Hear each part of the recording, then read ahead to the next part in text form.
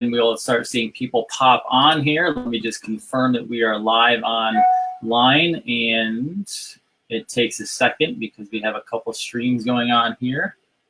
See all this lovely technology behind the scenes. We are live. Awesome. We are live. Good. This is Dr. Jason Dean, Revolution Network, your source for health, knowledge, and freedom. And we are going to slowly start bringing people on. I think people are jumping on now. Yes, they are. So we have some viewers. And we have a lot of viewers, actually. It's kicking up. So we are here with, actually, this is, ladies and gentlemen, we are 6 months plus in the making on this interview between myself, Morley Robbins, and Dr. Stephanie Seneff of MIT.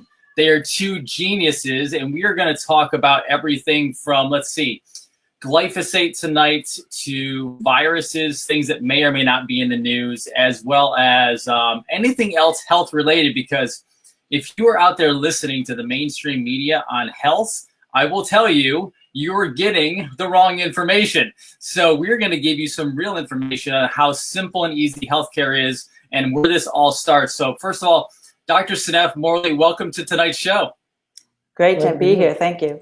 Yeah. And again, this has been about 6 months in the making. I am behind the scenes getting emails from these two talking about science jargon that most don't understand on enzymes and minerals and channels and you name it. But it has been a blast, and it's just an honor to have both of them on there to educate you tonight. And we're going to dive right in. We'll be on here for a little while tonight. We're going to start talking about glyphosate. A lot of people don't know about that. We'll dive into viruses in the second half, and then I will probably take some questions later towards the show tonight. So if you have questions, hold on to those till later, and we'll get those knocked out. But Dr. Seneff, ladies first, we'll chat with you first. Okay. Give us a little background. You can kind of summarize. People watch your videos quite a bit out on YouTube and everywhere else. But you've been doing the science behind glyphosate, its toxicity, and what it's doing to a body. If you could summarize that and tell us why this stuff is so bad for our bodies. Right. I mean, we've been told by the government that glyphosate is perfectly safe for humans. It's all over the food supply. They don't even measure it. They don't care because it's safe. It's the most used herbicide on the planet, and the U.S. uses more per person than any other country in the world. We have a major health crisis in this country with rising rates of obesity and diabetes and Alzheimer's and autism, all these different diseases that are going up dramatically, exactly in step with the dramatic rise in glyphosate usage on core crops. We're told that, correlation doesn't mean causation. We should just ignore that, but we don't know what else might be causing this epidemic. And I believe it is glyphosate. I think glyphosate's working synergistically with a large number of other chemicals that we're being exposed to. But I think it's number one. I think it is by far the most damaging chemical in our environment. And our government refuses to acknowledge that that's the case. They refuse to listen to the people who are warning them. And I feel very frustrated by that. And I will even go out on a limb and say that glyphosate is the reason why people are getting so sick from this virus that's spreading all over the world. Now, you have said in the past, and I want you to take us a little bit through this kind of chemical reaction that happens. And we talked before about, we'll do as much layman's terms as possible. Everyone, have a notebook ready, guys, because they're going to drop some science terms that you may need to write down, and we're going to go over later. But talk to us, because collagen is such a big thing. Yes. Protein makes up our entire body. And you have the breakdown on what happens with glyphosate and how it literally we become glyphosate bodies, essentially. Tell us a little bit about that. Yes, collagen is the most common protein in the body, and collagen has enormous amounts of glycine in it. Glycine is an amino acid. It's a coding amino acid. It's the smallest amino acid of the team. Amino acids are assembled like beads on a string to make proteins, and that's the DNA code. So super important in everything. Most of the work that's done in the body is done by these proteins that are produced using the DNA code. And collagen has a beautiful triple helix structure that goes GXY, GXY, GXY, where every third amino acid is a glycine. The other two are wild cards. That's the X and Y. They could be anything. There are certain things more often than other things, but they could be anything. Every third one is a glycine. There's a reason for that, because that's what makes the triple helix work. If you even take just one of those glycines and mutate it, you've got a disease that can be very serious. It causes all kinds of bone pain and joint pain. We have an epidemic today in knee surgery and back pain and shoulder pain neck pain, all these, agony with the joints, and people are on opioid drugs, the epidemic in opioid drugs. I mean, all of that, I think, is direct hit from glyphosate getting into our collagen and messing up that triple helix and causing it then not to have its proper structure. It doesn't hold water the way it should. It just basically makes your joints sick. Completely. And I can add to that, the fact that being in practice and seeing people come in, we have so many, not just adults, but actual young people who are, athletes who are having completely just non-impact injuries and blowing out ACLs, tearing meniscus, you name it. And honestly, your science and then more that we're going to talk about with minerals, it really does totally connect. Yeah, football players are retiring at the age of 29 because they're in such agony they can't do it anymore. That didn't used to be the case. Completely. And now, Morley, I'm going to pull you in. Give us a little background, because you used to be considered kind of the magnesium man, which I think you still are a little bit, but also you were diving into the world of copper and then iron toxicity. And if you can kind of implement into what you do and what Dr. Seneff just talked about, let's help the viewers understand that. Well, first I have to tell a quick story about how Dr. Seneff and I first met, which was about 10 years ago in Dallas, and she gave a wonderful talk down there. And I was in my magnesium phase, as you may recall. I do recall that. And I asked a series of questions, and you were staring at me at that meeting. And then 2 years ago in Chicago, you were at the meeting in Chicago. And as I approached you to ask you a question, you went, you were asking me about magnesium. That's right. I'm still looking at magnesium. Exactly. And I said, but now I'm focused on copper. So no, we had a wonderful breakfast meeting the next day, and it was a life-changing conversation. I can honestly say, as I mentioned before the show started, I've memorized that conversation. But I think what's important and what you shared with me over that breakfast conversation, it really began with a very simple question. Morley, would you like to learn why glyphosate is so damaging to copper? And I thought I had died and gone to heaven. I said, yes, I do. So we got into it in a very big way, only to learn that glyphosate chelates copper down to a pH of 1, which is devastating enough to think about, but you can't make collagen without copper. It's a very, very important part of the process. But then you went one step farther, and you mentioned that the glycine that is so important. Well, glycine and glyphosate are very similar. It's just that glyphosate has a nitrogen wart on the glycine. And that became very disorienting to hear about that, because there, as you mentioned in the conversation, the protein that's so important for copper is called ceruloplasmin. We talked about that. And you mentioned that there were 16 conserved glycine. 16, There's 16 sites where the copper binds, I believe, where each site has at least 1 and sometimes 2. It might be 8 sites. I'm not sure if it's 8 or 16, but each site has 1, 2, or 3 highly conserved glycines added. Each one of those sites where the copper binds. So the copper binding is going to be messed up if glyphosate is substituting for those glycines. Absolutely. And then suddenly we've got this situation where the main protein in the body, the master antioxidant protein, is not able to load properly, not able to function properly. It has tremendous downstream implications. And it makes it so easy to explain to people why they need to be eating organic food to begin with, why this is so devastating. I think the challenge is that it seems that it's so ubiquitous and so pervasive in the food system now, it's almost impossible to avoid it. And as I've read your literature, it's amazing what the reach is of that poison, that toxin, and fatty liver disease, heart disease, neurodegeneration, and now now you talk about toxicity of iron, Morley. How does this tie in? And then Dr. Seneff, after he gives that, I would love to have some of your, I know that it's not necessarily studied by yourself, but some of the kind of the theory you could have as well. But go ahead, Morley. A very, very important principle was developed or learned in 1928 at the University of Wisconsin in Madison, where they denied animals copper in their diet, and they accumulated iron, principally in the liver, but then eventually all over the body. And that was the work of Hart, Steenbach, Waddell, and LVM. And so that principle of lack of copper leads to iron accumulation has been known for 90 plus years. And I think what has happened now is there's been a series of changes in the food system and the farming system. But the culmination, obviously, is with glyphosate.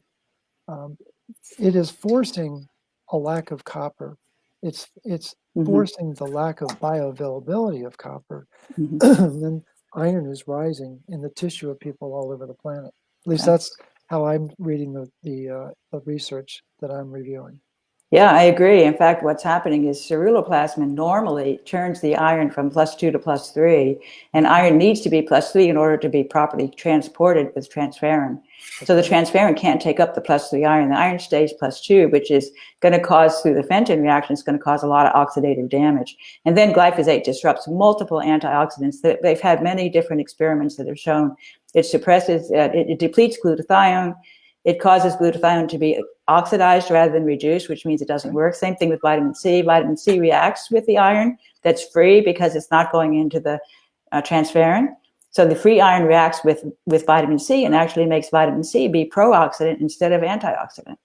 So it can even mess up vitamin C. And people are talking about taking high-dose vitamin C, to protect from this virus. It's worrisome. If they've got a lot of iron, it's not going to work well. It's not being properly transported. And I think that's part of the challenge is that, at least at a clinical level, there's not much discussion about minerals, as you probably know. I tease doctors that their degree stands for mineral denialist. That's good. And they don't get nutrition. The graduating class at UNC here in Chapel Hill got a whopping 36 minutes of nutrition. It's ridiculous. 4 years. Yeah, it is ridiculous. But the tragedy is the word copper doesn't surface in their training. I agree. Actually, I've the word noticed that. iron is discussed ad nauseum about anemia. And the mismatch between these two minerals is creating an oxidative storm, as you just mentioned, inside the body. Nobody knows about it. And you mentioned iron, Morley, and I want to take an opportunity right now to kind of hammer this home, because obviously we've talked about this before. Dr. Seneff and I have talked about this a little bit, but I will tell you there are still people out there, because I see people coming in all the time who are still so focused on, well, I need iron, I need iron, I need iron. Could you echo one more time why the iron is actually toxic, which we've gone over many times. I've been illuminated, obviously, by yourself, but go over that again. Do I have to? We have a lot of people who are listening, so yes. Okay, all right. So there's a lot of confusion about iron because it presents differently in the blood than it does in the tissue. Probably the most important research that I came across was by Bruce Ames. Dr. Seneff, I'm sure you're familiar with him.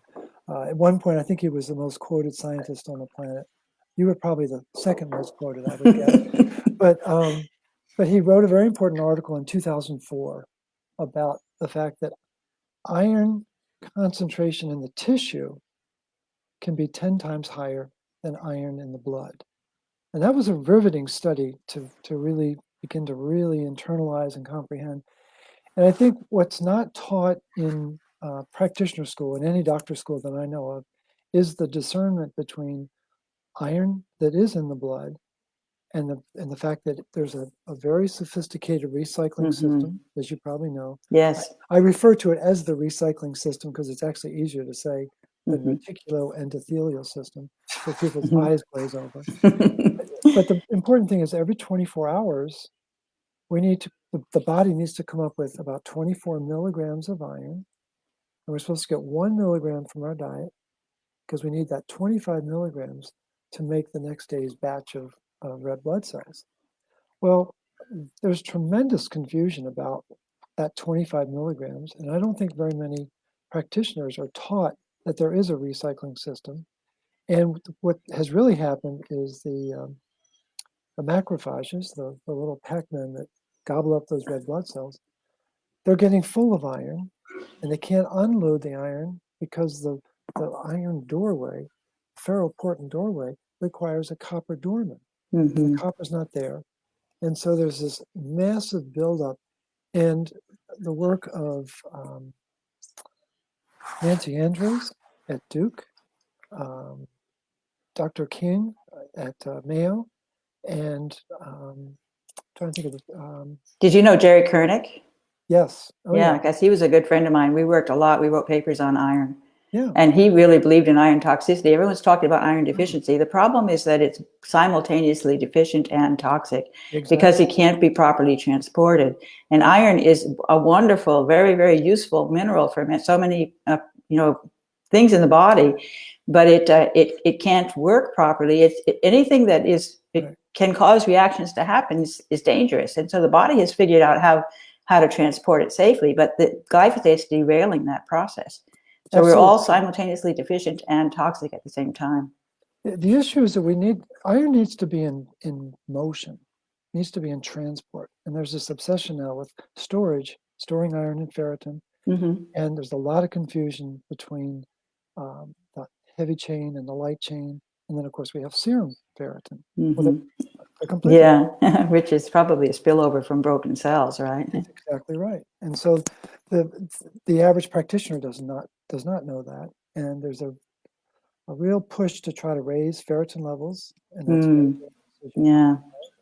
And interesting. Yeah, they don't understand that I was just reading, in fact, the article's right here. Fascinating article on the heavy chain versus the light chain. And it's like, this is very important that people understand that both heavy and light chain ferritin are required to allow the body to work, allow the cells to work. Mm-hmm. And if the body cannot recycle that iron the way it's supposed to, that's as you're pointing out, and I think glyphosate is robbing the iron system of its manager, the copper, running the show, and the glyphosate is just stealing it, and the system just shuts down. Right, and you also pointed out to me a very interesting thing about manganese and iron, which I did not know until today, and you sent me that article. Very, very interesting. I was aware that glyphosate severely depletes manganese. Manganese levels in the blood were incredibly low in cows that were exposed to glyphosate, and I wrote a whole paper on manganese deficiency and manganese toxicity, simultaneous deficiency and toxicity of manganese, same thing as a consequence of glyphosate. And manganese is really important in the mitochondria. Manganese superoxide dismutase is what keeps them safe from oxidative damage. And if the manganese is deficient, it doesn't work. But not only does it not work, it becomes pro-oxidant rather than antioxidant because of the free iron. So I think what's happening is that it's working backwards. The manganese superoxide dismutase is working in the wrong direction, just like the vitamin C, because of this extra iron that's not being properly packaged up inside these carrier molecules. Very, very serious problem. I want to go down two different roads. And Morley, bring in what you were going to say once I go down these roads. The first one, and Morley, you can go first, is I'm going to do liver second, but the first one is mitochondria and ATP, because honestly, we have a gigantic pandemic, essentially, of adrenal fatigue, as they like to call it, adrenal fatigue, or chronic fatigue, whatever it may be. And in reality, your mitochondria are not working, your ATP are not being spit out. And I'd like to go down that road a little bit, Morley, on that, because we were kind of there already, but I want to tackle that, because so many people think that they're just adrenal fatigue all the time or chronic fatigue syndrome. And in reality, America's ATP and mitochondria are not working. That's right. The number one reason why people go see their doctor is fatigue, hands down, why people feel the need to go. And there's no yardstick for ATP. I think that's fascinating. There's no way to measure it. We can do PO ratios, but that's not really going to get to the level. But the thing is, I've done a very deep dive lately into the mitochondria, which is fascinating. The model that got me to really understand all these dynamics is a model that's used for multiple sclerosis that you may be familiar with, called the Cooper zone model. And Cooper zone would be a cousin to glyphosate because it chelates copper with no abandon. I see. Okay. It just pulls copper out of tissue of mice and rats, and particularly the corpus callosum. But what it also does is it pulls the copper out of the liver. And what they've in PRET 2014 was able to prove is that when cuprazone does its action, the entire mitochondria stop working. Yeah. And we're not just talking about complex 4. A lot of people think, well, that's the copper complex. Right. It's actually 1 through 4. And then I found research recently, it's actually about 20 years old, but I found it recently. Complex 5 is also copper dependent. Ah. The rotor that's spinning. Yeah. Oh, wow. Yeah. And there's an alpha and a beta subunit, and I know people are thinking, "Oh my gosh, this guy's going deep." But you can't understand this question that Jason has asked if you don't understand that the beta subunit of complex 5 is copper dependent. Yes. So then Oh, the root wow. That's very glyphosate interesting. becomes even deeper. And so it's, the loss of energy is what starts every chronic condition on the planet, Right. every one of them. And Yeah. so if you can't make energy, then you can't overcome the stress, and you certainly can't overcome the oxidative stress. Right. Which is really the underpinning. Well, it's killing the mitochondria. I mean, they're already on their last legs, and then you get this oxidative stress from the reaction to a virus, which puts, and especially because the innate immune system is disrupted by glyphosate, and that goes all the way back to the collagen, which is very, very interesting. And I should say something about this. I think with the oxidative stress. I'm talking about collagen-like molecules that are actually important in the innate immune system. There's several of them. Okay. C1q is one of them. Mannose binding protein, and then there are these surfactant proteins in the lungs, which I really zeroed in on recently. They have these long sequences of GXY, GXY, GXY. It's a collagen-like region, which is going to be very susceptible to glyphosate toxicity, and it's going to cause these proteins not to work. These proteins are basically garbage collectors. Some of them go out into the blood and they bind to viruses, and they bring them home to the macrophages so that they can clear them. Other ones in the surfactants, they're the major proteins in the surfactants of the lungs, which are there to trap the viruses so that the lungs can clear them. So when the viruses come in, this protein isn't working. The viruses are able to multiply, and then you get into a situation where the adaptive immune system has to go on fire because it can't clear the viruses by trapping them. It has to basically shoot them, and it shoots them with these oxidative, this nitric oxide, what is it called? NOx. NADPH oxidase. NADPH oxidase spews out this superoxide, which is intended to kill the viruses. And then you have all these antioxidant defenses that are supposed to kick in, but they can't because all these minerals are deficient, and the mitochondria aren't working. You have an energy depletion, and everything's getting burned up basically by all this oxidative damage that you impose on yourself in order to kill these viruses that you can't kill because these proteins that are supposed to kill them are busted by the glyphosate. So I want everyone to understand something, and sorry to cut you off. I want everyone to understand something. What Dr. Seneff just said, and Morley was shaking his head, yes, you just solved the pandemic.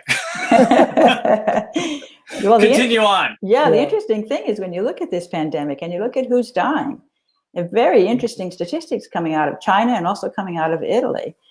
And for example, they've got these new papers that are showing up in this preview phase. It's kind of exciting. There's this site where you can find these papers that people are putting together on this virus.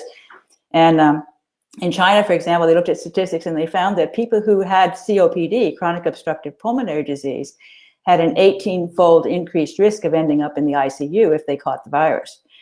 And when you look at Italy has this region in the north of Italy it's the center of their problem. That's a very toxic region with a lot of bad air, air pollution.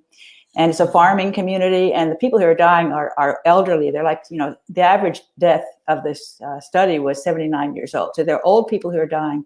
Of those people, almost half of them had at least 3 preconditions, things like diabetes, obesity, heart disease, COPD, atrial fibrillation, all these conditions, that these people have, which is a consequence, I think, of them farming with glyphosate for a good part of their lives, I suspect. Now, I don't know specifically how many of the people who were dying were farmers, but Italy is very good about not using GMO. I must say, Europe is much better than the United States, so I expect the situation to be worse over here. But they do use glyphosate to control weeds on those crops. And so, and then they also potentially have glyphosate in their fuel and that could be thanks to us, because we produce, Brazil and the United States produce most of the ethanol that goes into the gasoline. These days people are trying to improve global climate change by putting a certain amount of ethanol into the gasoline tank. And the US is a leader in that. We have maybe 10% ethanol in most of our gasoline in our country. And Europe is coming up 5%. They have less, less than we do. But they probably import it from either us or Brazil, because those are the two people that produce it. And both of those countries produce it from glyphosate contaminated residues from crops. They basically, for example, it comes from corn, or it comes from sugarcane. Sugarcane is routinely sprayed right before harvest. Corn is a GMO Roundup ready crop. They process these crops into ethanol that gets into the gasoline tank. And my guess, somebody needs to look, but my guess is that it's contaminated. We're seeing glyphosate in all the ethanol containing, wines and beers. Practically everything that gets tested has glyphosate in it.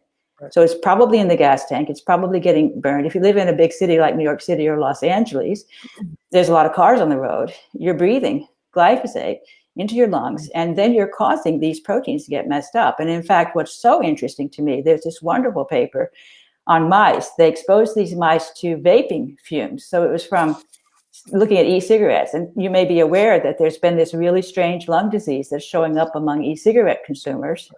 So they did a really good study with these mice. They exposed them to this smoke from the e-cigarettes, or this vapor. And then they studied their lungs, and they in particular studied what happens to their lungs when they're exposed to the flu virus. And what happened was that they had exactly the kind of response that we're seeing among these people who are dying from the virus that's now an epidemic. So they had an overreaction to the virus, and then they had to turn on all the guns and throw out all the cytokines that are going to cause the cytokine storm that's going to all the oxidative damage, and they couldn't keep up with it, and ended up destroying their lungs. And they specifically singled out these two proteins that I just mentioned, these two proteins in the lungs surfactants that have these stalks that are GXY, GXY, GXY, GXY. So I think glyphosate's coming in, messing up those proteins, preventing the surfactants from trapping the virus, and then the virus is just going out of control. And then with the inadequate antioxidant defenses, it takes the person down. Well, I think what we have to stress here is that, as you pointed out, there are people who have these pre-existing conditions, cardiovascular conditions, lung conditions, what have you. Well, those don't come from Mars. I know. Those come from copper deficient bodies Right. that have too much iron. Oxidative stress is already at a higher level in these bodies. And then, as you're pointing out, you introduce a virus that's designed to create oxidative stress, that's their job. They're very, very good at it. And people don't have the mineral capacity to manage both the disease or the condition that they've got, plus this new entrant, and they're absolutely overwhelmed. And I think the issue I was reading up about, the cytokine storm and the macrophage activation syndrome. Mm-hmm. Yep. These conditions, they're kind of flip sides of the same coin, but they're accelerated by overloads of iron. Yes, right. Because usually the body actually hoards iron when they get an infection, it just hoards it. But because the whole process of managing iron is broken, it can't do that. So the free iron is going to encourage the virus to grow. Absolutely. And I think what people need to understand is that, so we have the mitochondria. We know that's really, the copper is really important. Well, there's the inner part of the mitochondria is called the matrix, right? Yes. And so where does copper hang out? It's called the matrix copper pool. It's like a little swimming pool. Interesting. That's very interesting. So the average cell in the body has 100 mitochondria. The average liver cell has 1,000 mitochondria. Average heart cell, 5,000 mitochondria. And then, for the women in the audience, the average mature egg, 300,000 mitochondria. Wow, that's amazing. So think about the copper that's needed to support that. And so the surrogate that we have, and you've alluded to it already, is the yeast model. They study yeast mitochondria to say what's happening in human mitochondria. And Paul Cobain, when he was at the University of Saskatchewan, 2004, 2006, they isolated that, in fact, the yeast mitochondria have 50,000 atoms of copper. Wow, that's incredible, isn't it? It's just mind-boggling. Copper, right? Yeah. So I've got calls out to 5 copper experts, and guess what the answer is for humans? Crickets. They don't know. Oh, gosh. Like, oh, They've really? only studied yeast. We always studied yeast. Yeah. And so what also is important to understand is that because of this phenomenon, that if copper is low because of glyphosate or high fructose corn syrup or antibiotics or ascorbic acid is very destructive to ceruloplasmin, and there are many other agents out there that do that. So if copper is low, we know that iron is going to be rising, right? Yeah. And so the absolute bee's knees in research now in the iron community is the labile iron pool. And guess where you find it? You think what the literature will initially tell you is, oh, it's in the cell. In fact, it's in the matrix. In the And so, matrix. Wow. The copper and the iron. well, the copper is being replaced by the iron.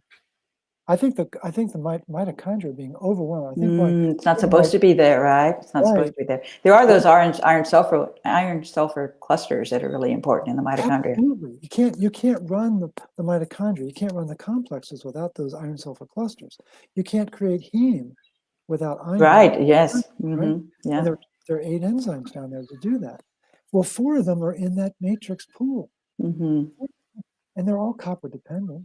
That's interesting. Absolutely Yeah. copper dependent. And so this change that's taking place in our agricultural system and food system is having a devastating effect on our metabolism. Yes, I agree completely. Yeah. The average person doesn't know it. And what's a little alarming is I don't think the average practitioner knows this. And that's where the real this is, to bring them up to speed with what these dynamics are that we're talking about. Right. Now, I want to go ahead. Well, another thing I wanted to add is NADPH, because as you probably know, NAD is very, very important for the antioxidant system. And nicotine adenine dinucleotide, that comes from the shikimate pathway. The shikimate pathway is the pathway that glyphosate famously disrupts in the plants, and that's how it kills them. We have bacteria that also have that pathway, and they use that pathway to make the aromatic amino acids, tryptophan, tyrosine, and phenylalanine. Tryptophan is the precursor to NAD, and NAD is absolutely essential for antioxidant defenses. So there's another problem, which is depletion of these critical nutrients that are involved in the antioxidant system. Beautiful. What happens, real quick, just to go. Yeah, you're fine. Go ahead. Just go geeker on you. When the iron builds up in the cell and in the mitochondria, the reactive oxygen species activates what's called the PARP pathway. Yeah. What does PARP do? It consumes that NAD. No, it makes that big chain of RNA. So people don't realize that the fact that the iron is creating an alarming amount of oxidative stress has a downstream effect that's devastating to the normal metabolism and chemistry of the cell and of the mitochondria. Yeah, and I think this really interesting thing about the iron substituting for manganese in the manganese superoxide dismutase is very interesting, because that's what causes the pro-oxidant effect in the mitochondria that then I think will cause them to shut down, that cause the cell to commit suicide, probably go into apoptosis, Right. Then you have the potential for defective mitophagy. There's not going to be turnover of the mitochondria. The other thing that was surprising in these Cuprazone models, the impact of Cuprazone is what's important about it is it tells you exactly what is copper dependent. Yes. Well, and maybe you can explain it to the listeners that there's a process of fusion and fission in the mitochondria. Right. Fascinating. Very fascinating. But the process of fusion is copper dependent. Wow. And so if you don't have the copper, the process of fission to break it apart. So if you don't have copper, the mitochondria they're called mega mitochondria. Interesting. I didn't know that. Yeah, interesting. And so this natural ebb and flow that's supposed to take place in the mitochondria, again, is being disrupted by the lack of copper. Right. It's so fascinating about the mitochondria are absolutely fascinating, and I've certainly read a lot about them. And they do way more than just make energy. It's like I know they do so much, don't they? The other thing they do is make, of course, in the adrenal glands, they make all the hormones. The testosterone and the estrogen and the DHEA and the cortisol, all those important hormones that are made from cholesterol in the adrenal glands. And people have adrenal insufficiency. You know, a lot of them are suffering from adrenal fatigue and that sort of thing. And a study on rats showed that glyphosate completely clobbered the adrenal gland's ability to to convert cholesterol into these hormones. Testosterone was down by something over 90% by exposure to glyphosate to these rats. I think it was rats.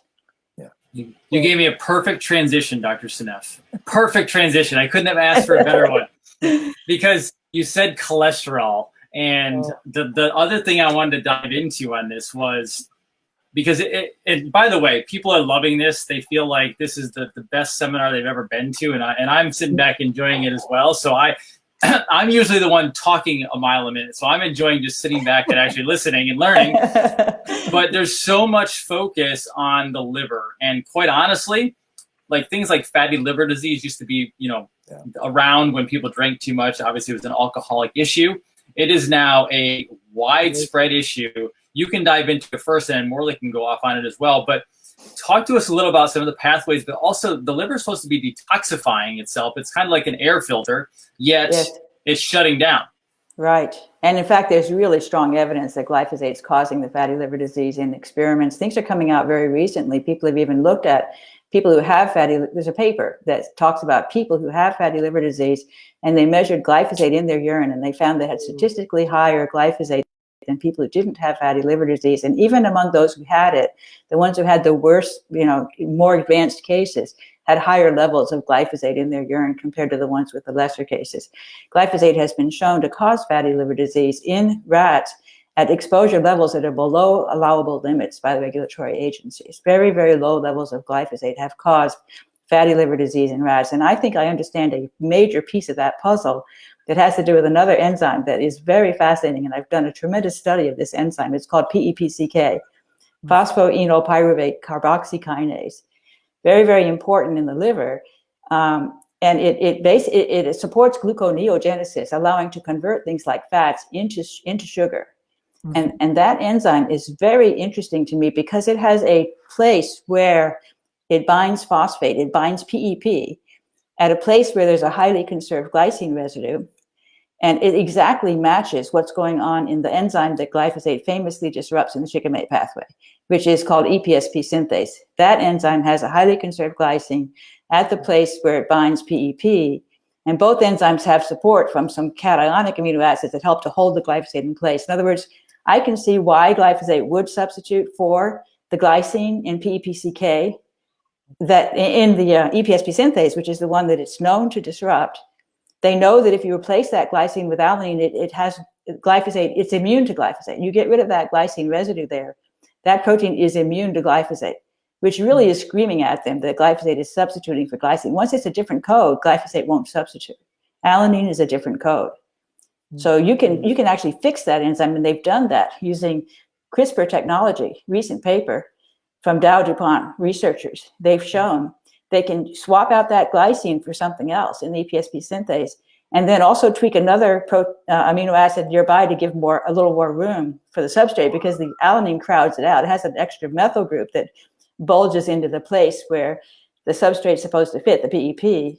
So you make that part a little bit bigger and you make another part a little bit smaller. You can make the enzyme totally work without being sensitive to glyphosate at all, because that glycine is gone. They can tweak that enzyme and they can shape it with CRISPR, and they can make a non-GMO solution of this was in corn. They make a non-GMO solution of that crop that is now resistant to glyphosate. So they're very excited about this because they can now claim that it's not GMO because it's CRISPR technology by changing the genome of the plant rather than by inserting a gene from a bacteria, so that it's no longer considered GMO because it's the plant's own gene that got tweaked by getting rid of that glycine residue and then fixing it up in another place to make it so it can still fit PEP. But now it's insensitive to glyphosate because glyphosate can't substitute for glycine. So the same thing in PEPCK, exactly the same setup, binding PEP, the same molecule, at the place where there is also a highly conserved glycine residue. So if it does that and replaces that glycine, it's going to prevent PEP binding. It's going to prevent PEPCK from working, and it's going to be a direct hit on fatty liver disease. People know that if PEPCK doesn't work, you get fatty liver disease. Well, there's so many dimensions to it too. In addition to what you're talking about, there's a whole process of recycling cholesterol. Only copper can do that. The whole process of the fatty acid synthase, that goes up alarmingly when there's not copper because the cholesterol can't be turned over. So there's other reasons why it could cause fatty liver disease through the disruption of copper. There are about 10 different. Oh, I know. And there's also another enzyme in the mitochondria that's getting disrupted, succinate dehydrogenase. That's a really important enzyme in the mitochondria. It's been shown to be suppressed by glyphosate. And it makes sense to me that it would be for the same reasons because of glycine substitutions. Right. So it's pretty amazing. I mean, I can find the enzymes that are linked to most of these diseases that are going up. And I can explain how glyphosate substitution for glycine would cause those diseases. So it's really quite a puzzle to solve, but it's quite fascinating. I'm quite hooked on it, actually. Oh, I can well understand why. And of course, the research of Myra Fields with high fructose corn syrup, she came up with the same exact issues around, again, once the liver loses copper, iron's going to build. Again, it goes back to the research of Hart, Steenbach, Waddell, and LVM. So this dynamic is playing out. You know, Chris Masterjohn, if he were on here, he would be talking about choline. Well, what's he trying to do? He's trying to manage the fatty acids that are building, and they can't be done properly. But I think what's important for everyone to understand at a macro level is this dynamic of losing copper and gaining iron causes a explosion of oxidative stress. And you know, the most accepted model, at least as I understand it, of aging and of ailing is Denham-Harman's free radical theory of aging, which he proposed in 1956. What's very exciting is to now live near Duke University, where Joe McCord discovered the superoxide dismutase enzyme that put Denham-Harman's theory on the map in 1969. But then our buddy Bruce Ames came in at 1999 and wrote an exhaustive article proving this free radical theory of aging. Yes, it totally makes sense. Yeah. But again, I've talked to world-renowned scientists in the course of the conversation. Every one of them has said, well, now, Morley, you don't really believe in the free radical theory of aging. And I'll say, excuse me? And I say, oh, you must be referring to the research that says that the antioxidants in the supplement bottles don't work. And every one of them said, well, yeah, you're right. But they initially try to challenge the whole premise of the free radical theory of aging, which is like, it's like saying, well, there's no gravity. Like, come on, we know there's gravity. Well, and everyone's talking about oxidative damage, you know, and inadequate antioxidant defenses as being sort of behind all diseases and inflammation and then an inability to cope with the damage. It's because these systems are being wrecked, and the minerals play such an important role. But the whole system that moves the minerals around and gets them to where they need to be safely is being disrupted by glyphosate, I think. And that's on top of it, holding on to the minerals so that they're not available. It's making them inaccessible, and it's making them the transport system be defective. So we no longer can use our minerals the way we should be. Right. They're not available for the enzymes that need them, but they are available to cause these reactive damage that happens with things like the Fenton reaction. So it's a really, really bad scene. Well, and I think what people need to understand is that if they're worried about osteoporosis, where there's a breakdown of the bone marrow or the bone itself, the bone matrix, as soon as osteopenia or osteoporosis comes on the scene, that means that there's a buildup of calcification in the soft tissue. Yes, I agree with that. As the calcium comes out of the hard tissue, it's building in the soft tissue. And what's amazing is that iron is behind both sides of the fence. Yeah, that's interesting. Iron is activating the acid phosphatase in the bone. That's pulling it out, Iron is absolutely whipping up the macrophages and causing them to break down so that the foam cells start to build, and that's when the actual plaque begins to form, and it's all iron induced. Yeah, and it's due to sulfate deficiency, in my opinion. I think there's a major crisis of sulfate bioavailability that's causing the artery wall to behave very, very differently and start to get calcified. And in fact, statin drugs are causing artery calcification. Absolutely. And that is a very strong risk factor for heart disease. That pops up another question too that I wasn't, and we handled the virus problem early on, so I have time now to ask another question. Just kind of popped up. I thought about it earlier, but a couple of things you said bring it up. I want to get both of your viewpoints on the fact that, you know, a lot of people that are watching this understand this. Not everyone understands it though. Is how this all plays into our soil, because our soil is obviously very different now than it was 50 years, 100 years ago, thousands of years ago. But I'd like to get both your viewpoints on this from both, obviously, a glyphosate standpoint, both a mineral standpoint, but just in general too, because our soil is so alive, but it's unfortunately not alive anymore. So give me both of your viewpoints on that. Yeah, well, I mean, the soil is very much like the gut, and it has the soil bacteria, which are getting wrecked by the glyphosate, and that's been shown in studies. It actually interferes with, for example, the bacteria that support nitrogen uptake by the plant.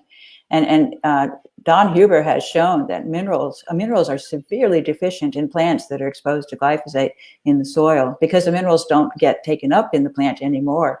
Tremendous drop in manganese and copper and zinc and iron and sulfur, and so all these things are getting depleted in your foods because your foods are exposed to glyphosate. So we're getting deficiencies in all these minerals as a consequence of our food being exposed to glyphosate while it's being grown. And I think the tragedy we've got is that our soil is becoming dirt. Soil is living and breathing. It's full of microbes. It's got the minerals. And I've had an opportunity to get to know the Amish community in Pennsylvania recently. Wonderful people, fascinating culture, as you probably know. And I was talking to a dairy farmer. His name is Elam, fascinating individual. And as I was describing this macro issue that we've been talking about, he said, well, Morley, do you understand what happened back in the 70s? I said, no. He said, well, the elders of the Amish community okayed glyphosate. I was so shocked when I heard that. Yeah, it's so tragic to hear that. So then we continued our conversation. And what my first response to that was, I said, Elam, do you know how glyphosate is made? He goes, no, how? I said, it's made with electricity. That should be a reason not to use it. Good point, right? But the thing is, he was describing a condition. His son has some learning disabilities. He's doing much better because of the protocol and things. But he was fascinated. He said, now, so you're saying that there's not enough copper in my soil? I said, well, I think that's one of many minerals, but that would be the one I'd be most concerned about. He said, do you know what causes styes in cows? And I said, well, actually, Elam, I don't. I've never spent much time with cows. He said, it's a lack of copper. Suddenly he was lamenting the fact that his cows were increasingly getting styes. He said, that must be affecting my son. I said, I think it is. Right. So he brought it full circle. But I think it's just, to me, the Amish are the canary in the coal mine. Yeah. If they go, we got a serious problem. I know. I was so crushed when I heard that they were using glyphosate. I just assumed they weren't, and I was wrong. Oh no, I was very naive myself. Because they've got the same incidence of heart disease, Parkinson's. What's fascinating is I think you've made the prediction about where the rate of autism is going to be. Right. 1 in 35, is that right? Well, I'm saying 1 in 2 by 2032, which is pretty shocking. I hope I'm wrong, but that's what I was saying. When you project the exponential growth that was going on, in the 10s since 2000, when you project that, that's what you get. The children born in 2032 can be expected to get diagnosed with autism with a rate of 1 in 2, which will be 80% of the boys. It's going to be completely untenable if that comes true. And I think so far we're right on track to do that. And I don't think, Stephanie, 1 in 36, I think is the last time I heard. But I'll be honest with you, seeing people in practice still every day, there is definitely a spectrum. I'm not going to give it because they decided it was a spectrum, but there definitely is a spectrum. And I will be honest with you, I think we're lower than 1 in 36 because I see kids that people would believe are perfectly healthy. If you just observe them closely, you see little ticks. You see little things here and there. And normally, and in every other way, they're normal, but you can see the little things. And as far as I'm concerned, that's just very low on the spectrum.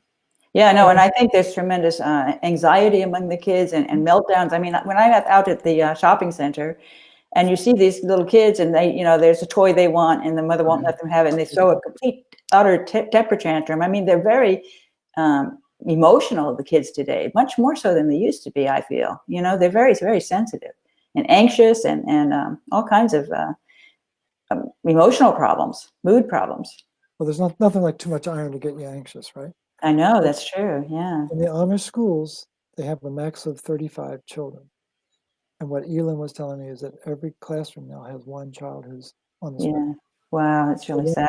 35 is playing out in the Amish community. That's really sad. Well, Very serious. so I have some questions for you. How's that sound from everyone out there? And everyone, if you have a few questions or you have some questions, ask them. I will do my best I can. I have a few here that I went through and found. I'm gonna set Morley off here because I know this always gets him, but he can tell it again. Morley, is vitamin D something you need? Is it good for you?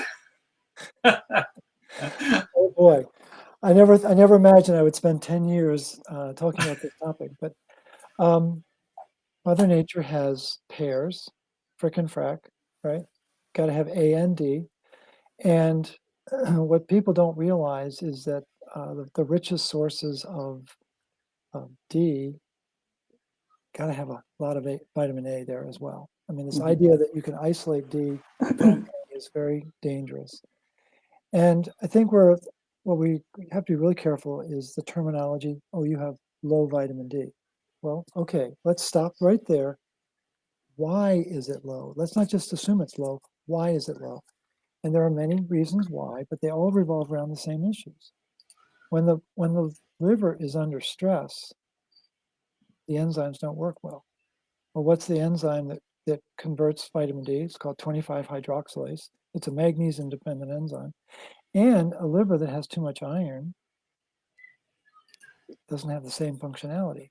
So usually people with low vitamin D have inflammation. And Meg Mangan in 2014 did a beautiful article about that.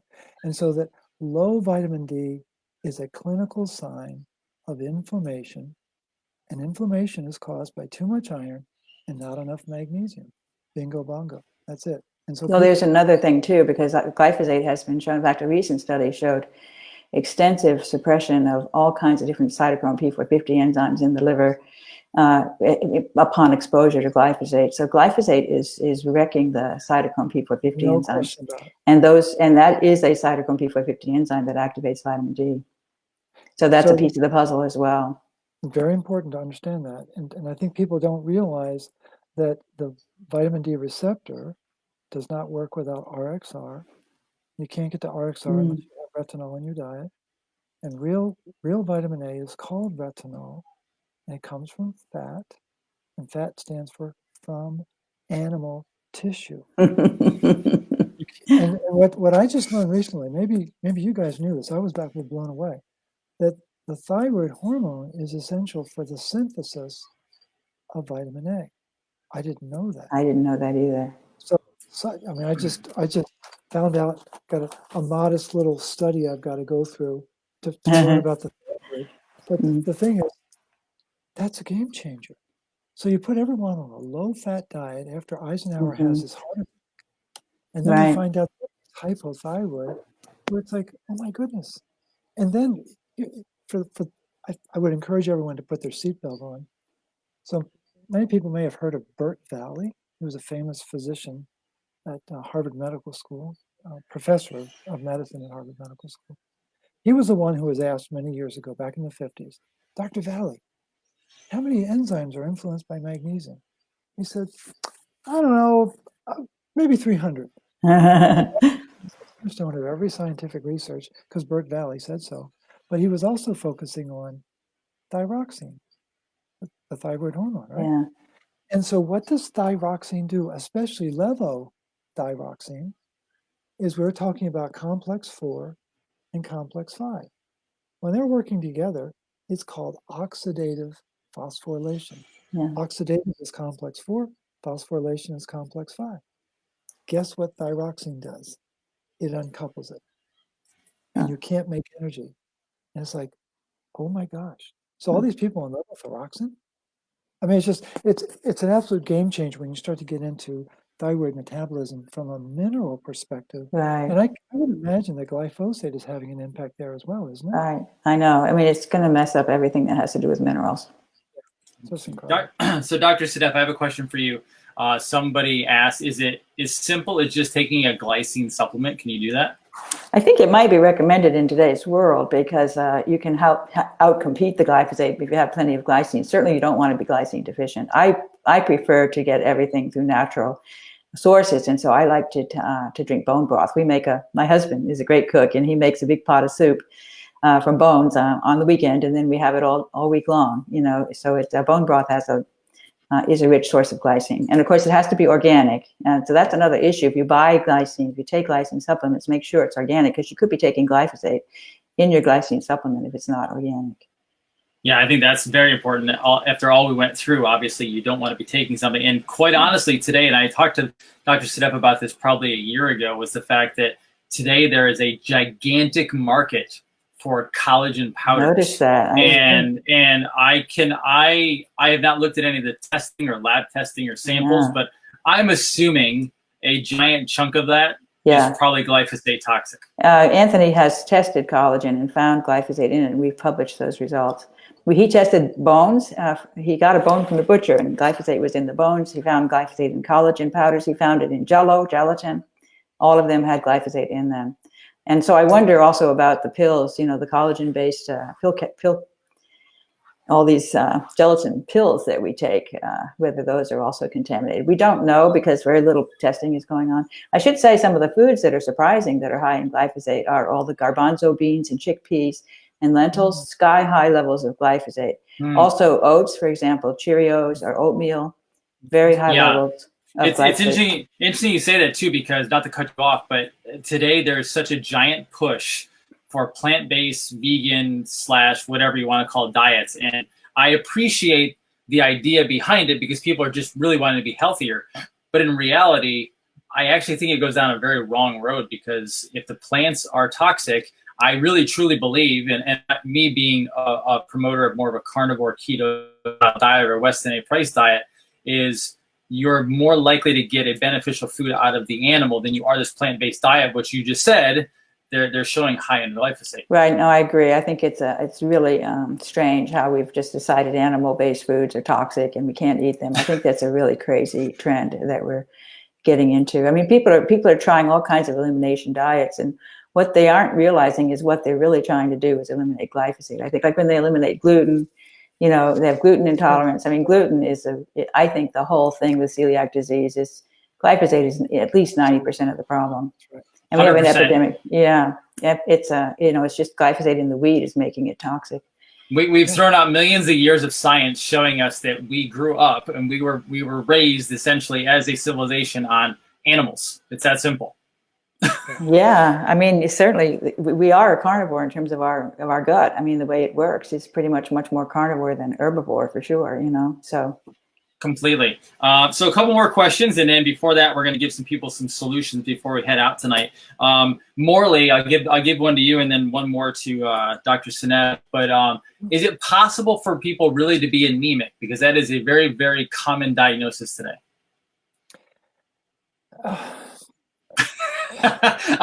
I'm giving him all the big questions because I know how he thinks. This is amazing. I'm going to go out on a limb.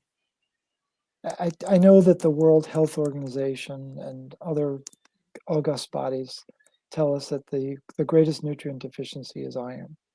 And the two questions that got me into this work of mine are, one, why is everyone so sick?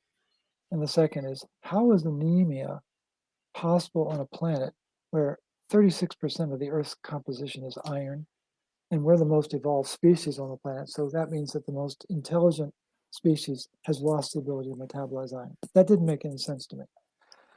As I've come to really study it, I think the chance of someone being truly anemic is infinitesimally small. I think it's less than 1/10 of 1%. And I know that's a rather arrogant and bold thing to say, but I think there's so much confusion about how blood is actually made, and everything involves copper. I mean, I can thing chapter and verse. We don't have time for it.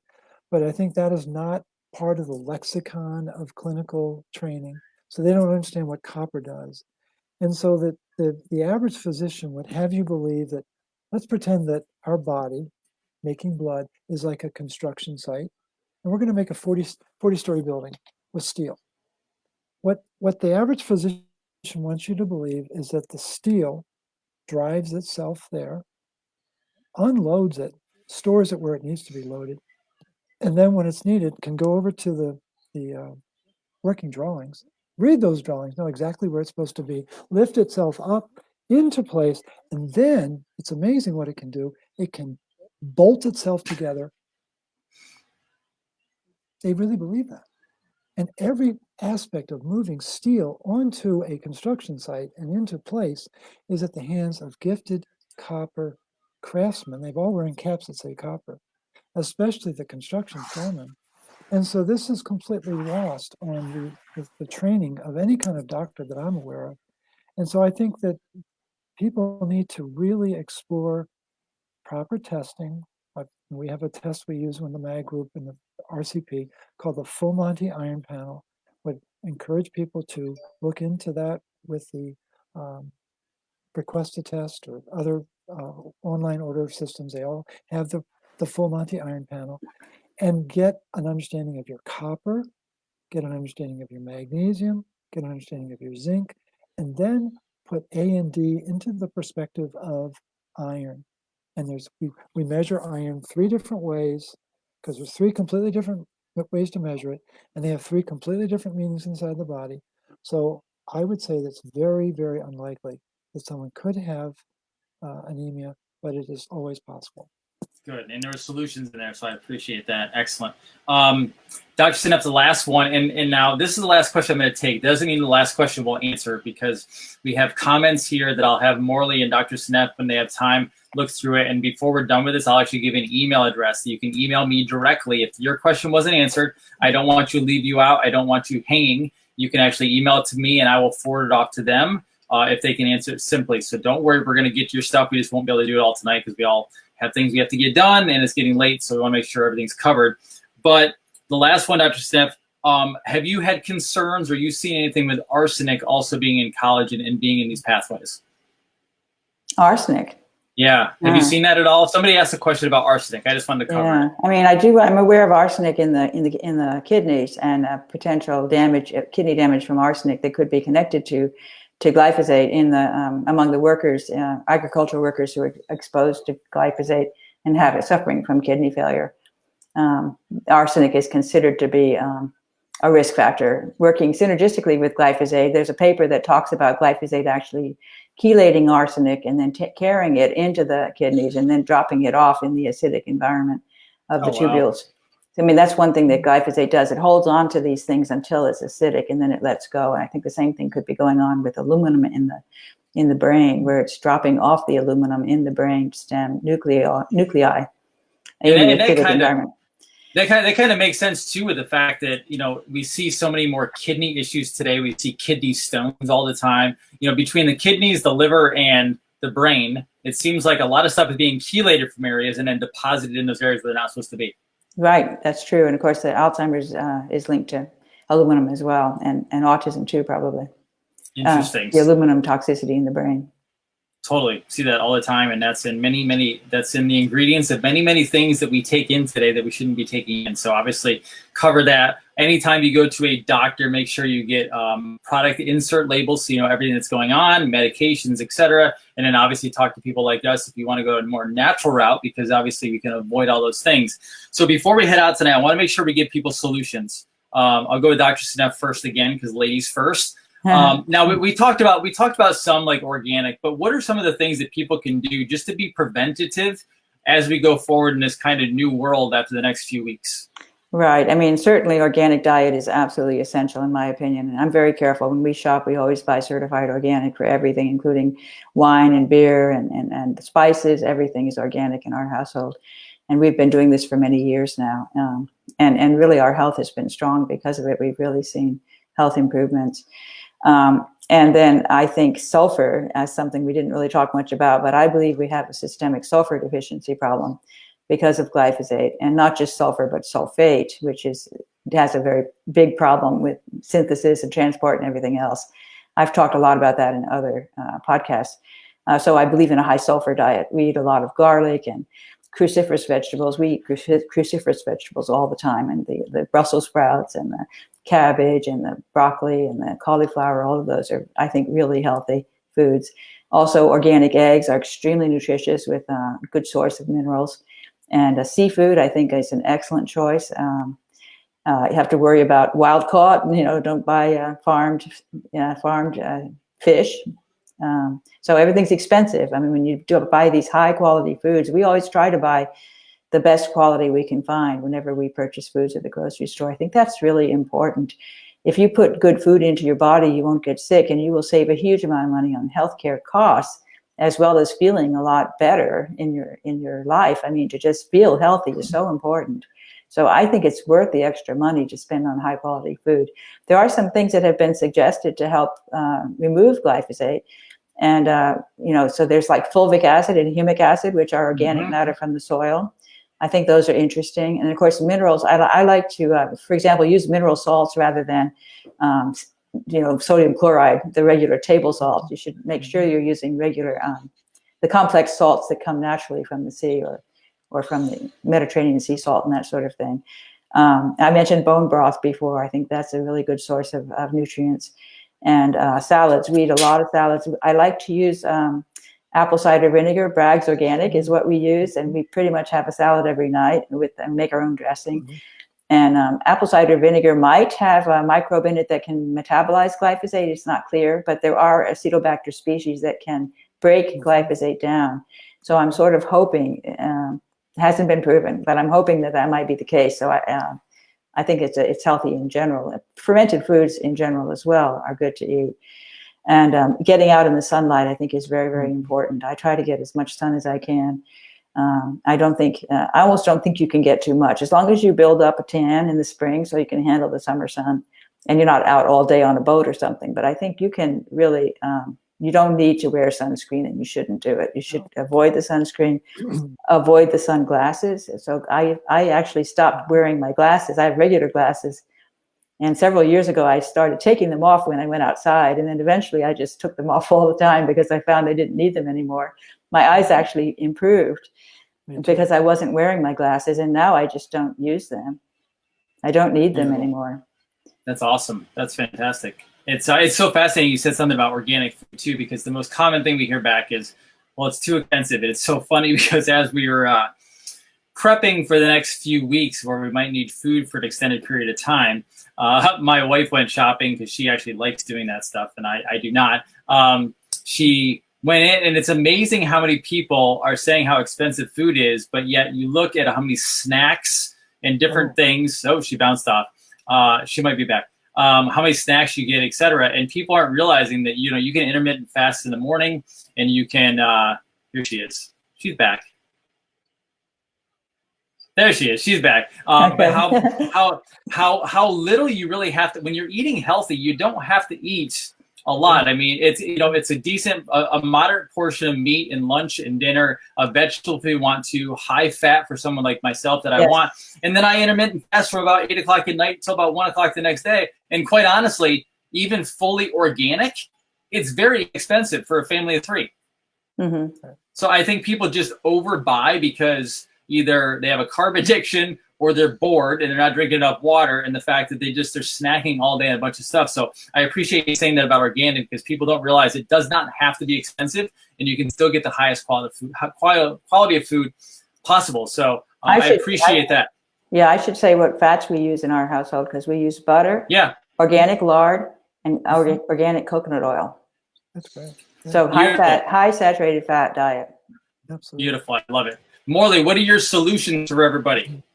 Well, building on what Dr. Seneff said, I think I agree with everything she said in terms of the diet, how important the organic focus is. Dr. Liz and I are down to 2 meals a day. We have a breakfast, and then we'll have an early dinner. We find that that's much more vitalizing.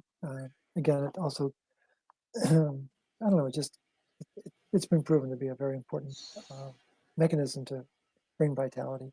But I think in addition to that, here's some suggestions that I would have. For people who are worried about this virus, and I know there are people who are worried, came across a very important recommendation by Stanford University.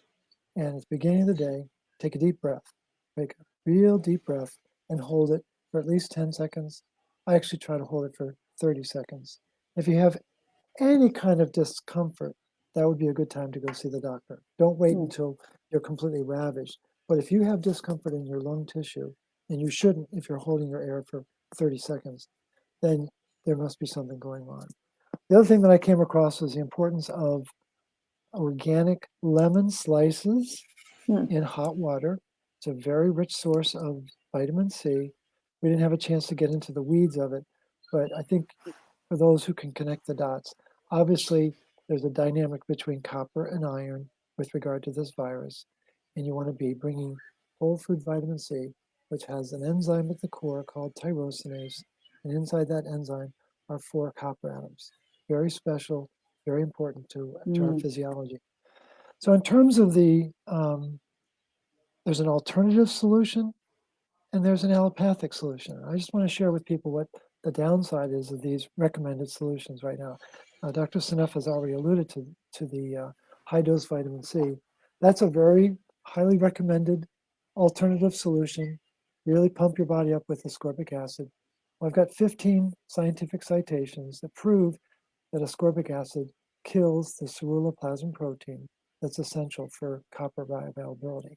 So I think we can discharge that. Then we can go to zinc. High dose of zinc is not your friend. I know a lot of people think it builds the immune system. That's a joke, because what does zinc do? It triggers the synthesis of metallothionein in the liver, and metallothionein binds copper 1,000 times stronger than it binds zinc. Now, think about this. Have you ever met someone who is twice as strong as you? I have. It was a friend of mine in high school. He was a really strong guy. 1,000 times stronger? We can't even comprehend it. So the two recommendations coming out of alternative medicine make no sense to copper metabolism. And I don't think it's going to address that cytokine storm that Dr. Seneff was talking about, or the macrophage activation syndrome that's now being linked to this condition. So then let's come to the allopathic solution. Oh, hydroxychloroquine and Z-Pak, right? You're all sitting down, you all have your seatbelts on. So hydroxychloroquine isn't metal chelator. I'm sure you know that, Dr. Seneff. And so it's being used in rodent studies for neurodegeneration. And guess what? It's very effective at pulling out iron. Iron dysregulation is the real driver. The issue with aluminum has to do with affecting the transferrin in the brain. The real bad guy is the iron. But the point is, hydroxychloroquine chelates copper. And so, yes, I guess under extreme conditions, would it make sense to do that? I wouldn't do it, but maybe someone who's desperate. But then we come to Z-Pak. And for the listeners, I would encourage you to look up zithromycin or azithromycin. I find it fascinating that it can be spelled either way, with an A or a Z. But that medication, so put in the Google search, zithromycin superoxide dismutase, or glutathione peroxidase, cytochrome C oxidase. And what you're going to find is that antibiotic absolutely devastates copper metabolism. So I think people need to understand that maybe we don't really have the answer with what's being proposed. And what I think is important is what I posted earlier today is a talk that I gave up in Maryland, talking about the cure. And I spell the word cure differently. Spell it with a hyphen, C-U-R-E. And what's CU? It's the symbol for copper. And that's the basis of the root cause protocol. If you're not familiar with that, just head over to rcp123.org and download the manual and introduce yourself to Mother Nature's nutrients that will really strengthen your immune system and give you the requirements and the energy that you need in order to stay in balance. Mm-hmm. Beautiful. I love it. Well, everyone, if you have questions, I said that we would answer them as much as we can. I will have Morley scan through the comments, and I'll have Dr. Seneff scan through the comments, and they can catch what they see there that they want to answer. And if anyone else does have questions that they really, really need answered for some particular reason, or there's an emergency in their situation or whatever it may be, obviously we can't give quote unquote medical advice per se, but you can email me We at can give common sense, though, right? That is correct. We can give common sense advice. Questions at drjasondean.com. Again, questions at drjasondean.com. And I will push those over, or I'll answer the best that I can, and we'll get this handled. But I want to thank Dr. Seneff and Morley tonight for being here. Again, this was 6+ months in the making and getting it to happen. Not because they were being difficult, just because schedules and everything else. But both of you, I thank you so much for being here today. It's actually been an honor just to be here and be able to listen to you. It's been fun. Thank you. Absolute delight, and I feel like a 4-year-old at Christmas. This has been one of the most engaging conversations I've had in quite a while. So I really appreciate both of you for making this possible, and really look forward to continuing the dialogue going forward. You're very welcome. Well, this video will be up on Facebook for as long as Facebook's around. I will also get it up on YouTube. I will get it up on YouTube the next day or so. It'll probably be up on YouTube by tomorrow. I know if you're looking for it. It'll also go out the podcast. So please share this far and wide, because as I have said in the last few videos over the last couple weeks, this information is literally going all over the globe. I can follow that on some of my softwares. It is. And so this is really how you wake up a population. This is how you wake up a people. This is how you wake up a planet. So if you would like us to get our rights back and not lose them in the first place, this is how we do this. This is how we defeat the system that is kind of pushing us down and regain our health and go back, as we've said in the last hour and 20 minutes, go back to our ancient practices, both food, agriculture, etc., because that's really, really how we regain our health. So I appreciate everyone watching tonight. Have an amazing evening. Take care of yourselves. Be very safe over the next couple weeks. You know what to do. They've armed you with information. Be safe, be well, take care of your family, and do me a favor. This is a time for us as Americans to come together and help each other. So find some people that you can serve and take care of and just help. So this is Dr. Jason Dean, Revolution Network. I thank you all for joining us tonight. Have a wonderful one, and I will work on getting these two back together again in the near future, and we'll have another, as Morley calls it, a seance. So have a good evening. Great. Thank you. Thank you Thank all. you both again. Bye-bye. Bye-bye. Bye.